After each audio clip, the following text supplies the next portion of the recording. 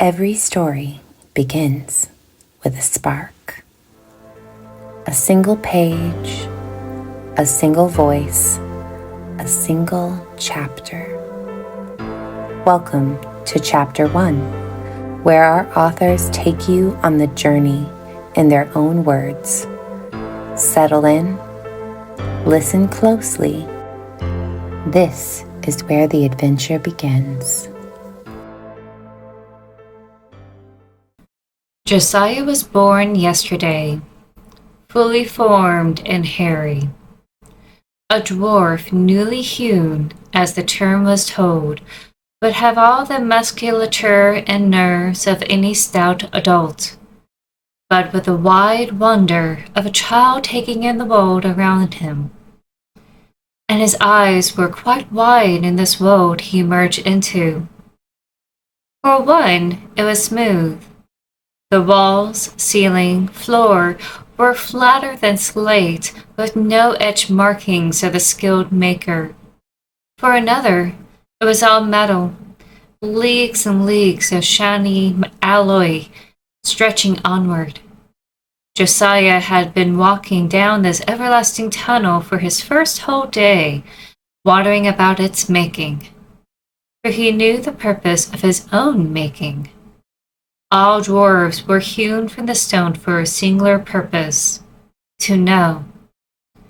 To know all the world as much as they could, of the civilizations that lived in it, of the food, of its people, what they know to be true and the lies they told themselves to sleep at night. That was why the dwarves were made small, hairy, and with an archaic accent, so all would embrace them wherever they traveled.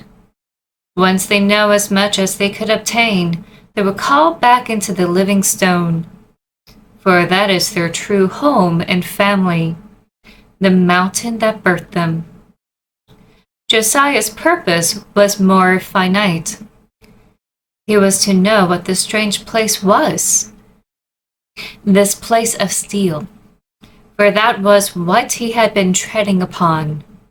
Steel pressed and shaped not by flesh, but cut with fire and screwed into place by something beyond understanding. But he must understand. He must know. Otherwise, he wouldn't be able to return to the stone.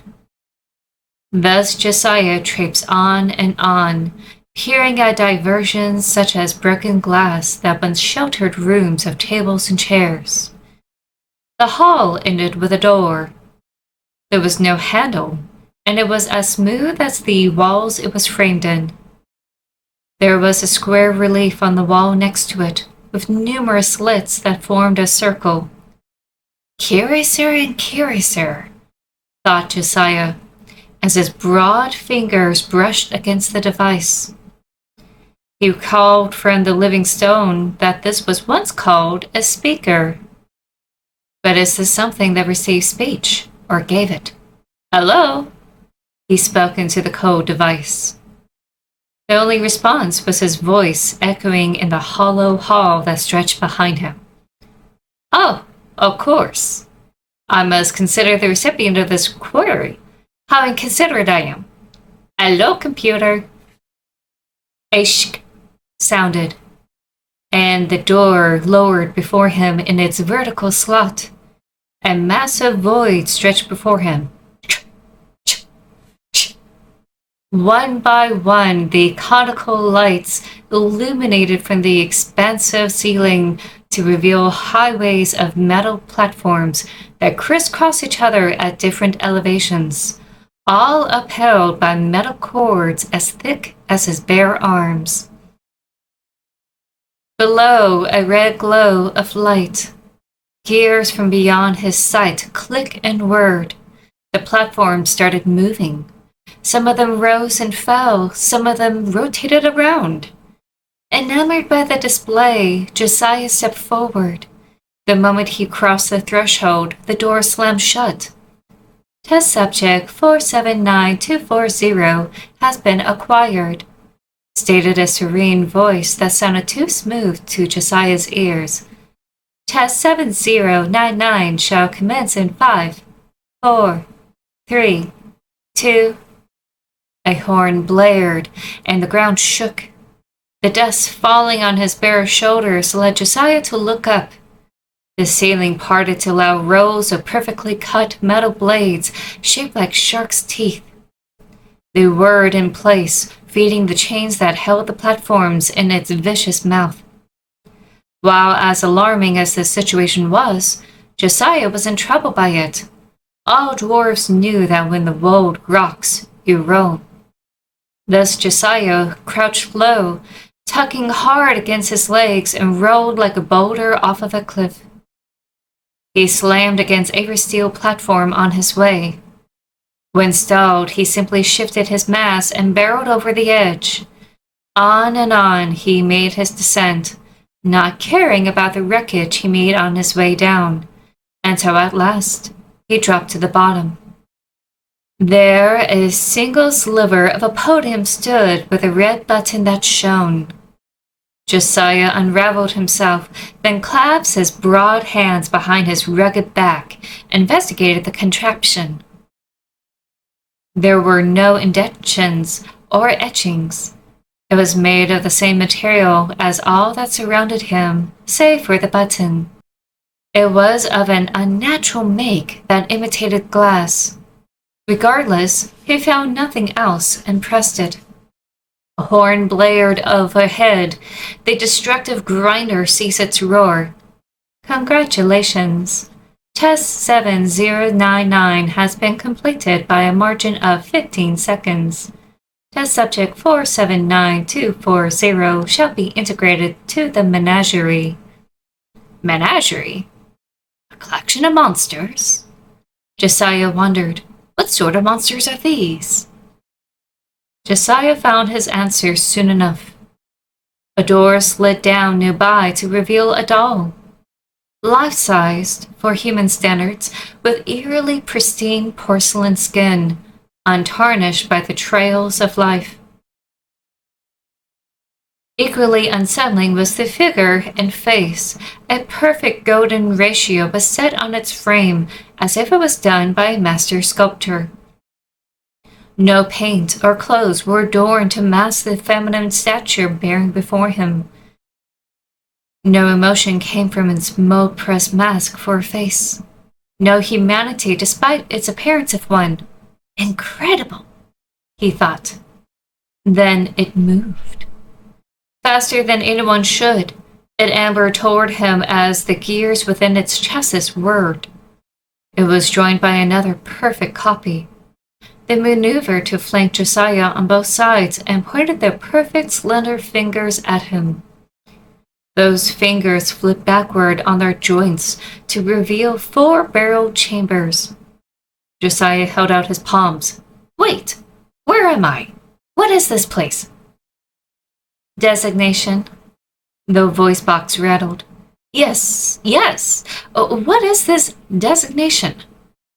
Silo 51. Josiah nodded slowly, then tucked and rolled between their legs. He knew he wouldn't be able to survive them. But if it was going to die, he'd do it on living stone. Josiah barreled down the hall, knocking down all these perfect dolls standing at dainty attention. Soon he came to a wall with exposed sandstone. Blood was scrawled on it by a finger, trying to spell out something in a language he couldn't read. Josiah unrolled and touched the earth and felt the pull, the call to go home. He pressed the palm hard and willed the stone to know what he knew. When he removed his hands, the words 1-5 Olis were hewn. The sound of gears grinding drew near. Solemnly, he turned to face his attackers. Blank, symmetrical, oval faces stared down at him with empty, plastered eyes, silent as ever. 4-barreled guns fired manufactured bullets, piercing into his flesh. The pain was quick, for he felt the call home.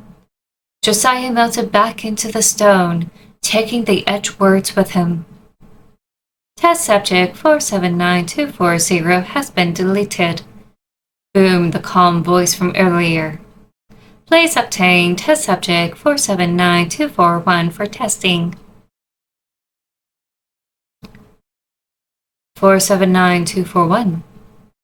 479241. Would you like to taste them? 479241. The voice cooed. It was the voice of his master, sweet and patient like an Anglorian viper. They were in the capital's bazaar, passing by hawkers wearing stylized shackles about their necks and wrists. He forgot why they were there in the first place. The memory eroded from decades of disuse. But he knew he had stopped dead in his tracks because of the strange fruit hanging high above them. No, not fruit, he must remind himself. They were infants, babes taken from screaming enslaved mothers for the season's culling. Here they hung in rows like freshly washed clothes, battered and fried to crispy tenderness. For all his youth, he and those that live in Bazu's high court dine on such succulence. For the Genasi lords couldn't partake in the bounty of the earth, his master included. The Genasi lord of air bowed his gem-adorned head demurely to the mentioned, his long flaxen hair shifting in the ever-present wind. Once given, he turned to face him. Oh, how he tried to forget his pretty face, painted with a pearlescent base and dotted artistically with crystals. How his delicate stained lips parted as he gave an encouraging sound as he handed him one. There, on a disposable linen, was a child's severed forearm, hewn from the joint. Ah, 479241. You don't like it? The merchant behind his master quaked. He could lose his livelihood if he decided the food was poorly made. Or worse, have him killed for attempted poison. For that was one of the many duties of Jocelyn, along with dancing and lovemaking. I don't feel well, he fibbed. Oh, how his master's delicate thin eyebrows raised. Not feeling well, ma coquette? Is it the dress? The dress did itch, and it was sweltering hot. Like all Jocelyn's, he was to be dressed up and dressed down as his master saw fit. They were not born of the womb, but from the Genasi's accursed magic, and with no assigned gender. It would have been a gift if he wasn't forced to lose his sense of identity along with it. Today, he was supposed to be a Lolita, a revisit of the historical fashion craze that captivated the attention of his master. Yes, he murmured back then. That's a shame. Strip. He froze. He glanced at the merchant, who mouthed to him, please. Everyone around him was beginning to take notice.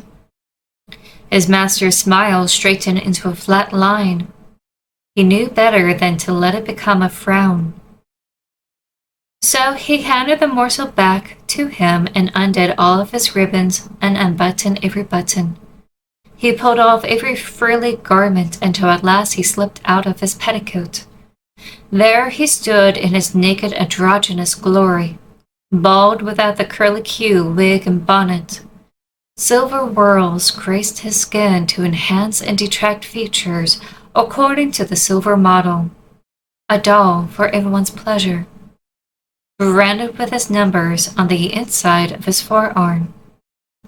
Feel better? His master asked. He nodded. Good. Now open up and tell me what you think. Defeated, he opened his young mouth as he craned his head back, keeping his eyes skyward as the fatty skin was pushed onto his tongue. Hanging bloated body sway in the lazy wind, causing the hooks to creak against the chain.